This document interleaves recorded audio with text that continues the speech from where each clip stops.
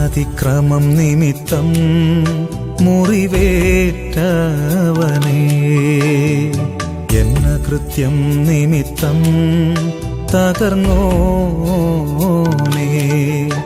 എനിക്കായി രക്ഷ നൽകിയോനേ, എന്നെ വീണ്ടെടുത്തവനേ, നിനക്കായി ഞാൻ എന്നെന്നും ജീവിക്കും. ദൈവവചന ചിന്തകൾ കേൾക്കുന്ന എല്ലാ മാന്യ ശ്രോതാക്കൾക്കും ക്രിസ്തീയ വന്ദനം.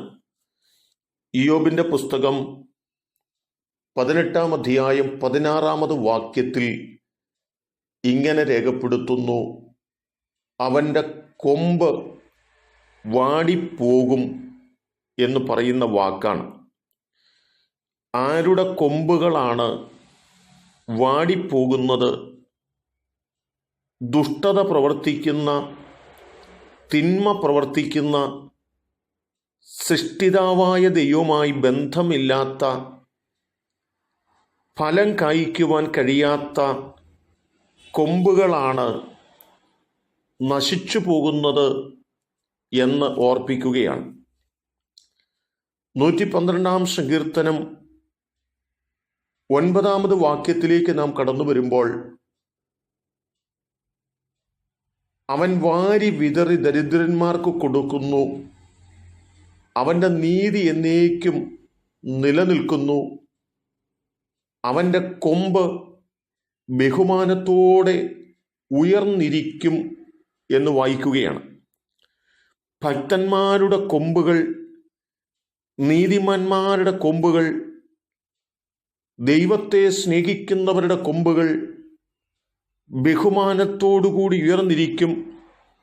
കാട്ടുപോത്തിൻ്റെ കൊമ്പ് പോലെ ശക്തിയോടുകൂടി അത് നിൽക്കുമെന്ന് ഓർപ്പിക്കുമ്പോൾ തന്നെ, തിന്മ പ്രവർത്തിക്കുന്നവരുടെ കൊമ്പുകൾ നാശത്തിലേക്കും തകർച്ചയിലേക്കും കടന്നു പോകുമെന്നുകൂടി ആഴമായിട്ട് ഈ വചനത്തിൽ ഓർമ്മപ്പെടുത്തുകയാണ്. യോഹന്നാന്റെ സുവിശേഷം 15-ാം അധ്യായത്തിലേക്ക് നാം കടന്നു വരുമ്പോൾ, എന്നിൽ കായ്ക്കാത്ത കൊമ്പൊക്കെയും അവൻ നീക്കിക്കളയുന്നു, കായ്ക്കുന്നതൊക്കെയും അധികം ഫലം കായ്ക്കേണ്ടതിന് ചെത്തി വെടിപ്പാക്കുന്നു എന്നോർപ്പിക്കുന്നുണ്ട്.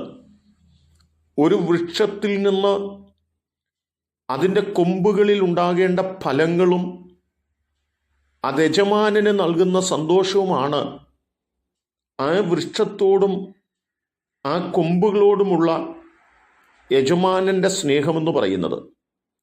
ഇവിടെ ഓർമ്മപ്പെടുത്തുകയാണ്, ഫലം കായ്ക്കാത്ത കൊമ്പുകൾ, പ്രയോജനരഹിതമായ കൊമ്പുകൾ, ആ കൊമ്പുകൾ വെട്ടിക്കളയുകയും അതിനെ തീയിലിട്ട് കളയുകയും ചെയ്യും എന്നോർപ്പിക്കുമ്പോൾ തന്നെ, ഫലം കായ്ക്കുന്ന കൊമ്പുകളൊക്കെയും ചെത്തി വെടിപ്പാക്കുകയും അധികം ഫലം കായ്ക്കത്തക്ക തലത്തിലേക്ക് അതിനെ എത്തിക്കുവാൻ വേണ്ടി യജമാനൻ ബന്ധപ്പെടുകയും ചെയ്യുന്നു എന്നുള്ള പദങ്ങളാണ്. എന്നെ കേൾക്കുന്ന പ്രിയപ്പെട്ടവരെ, അത്യുന്നതനായ ദൈവം നമ്മിൽ നിന്ന് പ്രതീക്ഷിക്കുന്നത് ദൈവത്തിന് കൊള്ളാവുന്ന ഫലം കായ്ക്കുന്ന വൃക്ഷങ്ങളും കൊമ്പുകളുമായി തീരുക എന്നുള്ളതാണ്. അങ്ങനെ ആയിത്തീരുവാൻ നമുക്ക് കഴിയുന്നില്ല എങ്കിൽ നമ്മെ അവൻ വെട്ടിക്കളയുവാൻ കാരണമായി തീരുമെന്ന് തിരിച്ചറിഞ്ഞുകൊണ്ട് ഓരോ ദിവസങ്ങളും ഫലം പുറപ്പെടുവിക്കുന്ന, അത് യജമാനന് ഇഷ്ടമുള്ള ഫലം പുറപ്പെടുവിക്കുന്ന കൊമ്പുകളായി തീരേണ്ടതിന് ഓരോ ദിവസങ്ങളും നാം നമ്മെ തന്നെ ചെത്തുന്നവരും ശുദ്ധീകരിക്കുന്നവരും ആ നിലയിൽ ഒരു ക്രിസ്തീയ ജീവിതം നടത്തുന്നവരുമായി തീരുവാൻ നമുക്ക് ഉത്സാഹിക്കുകയും പ്രാർത്ഥിക്കുകയും ചെയ്യാം. അതിന് ദൈവം എന്നെ കേൾക്കുന്ന നിങ്ങൾക്ക് കൃപ നൽകട്ടെ. കരുണയുള്ള ദൈവമേ, ഫലമില്ലാതെ നശിച്ചു പോകുന്നൊരു കൊമ്പായിട്ടല്ല, യജമാനന് അധികം ഫലം കൊടുത്ത് ശ്രേഷ്ഠമായി നിൽക്കുന്ന വൃക്ഷങ്ങളും കൊമ്പുകളുമായി തീരുവാൻ തക്ക തലത്തിൽ ഞങ്ങളെ സഹായിക്കണമെന്ന് ഞങ്ങൾ പ്രാർത്ഥിക്കുന്നു.